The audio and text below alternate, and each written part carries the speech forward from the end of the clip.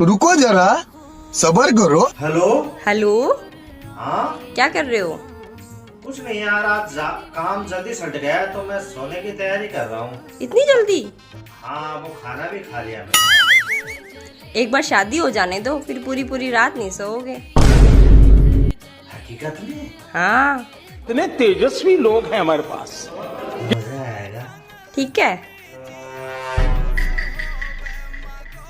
औरत का चक्कर बाबू भैया, औरत का चक्कर बहुत बेकार होता है।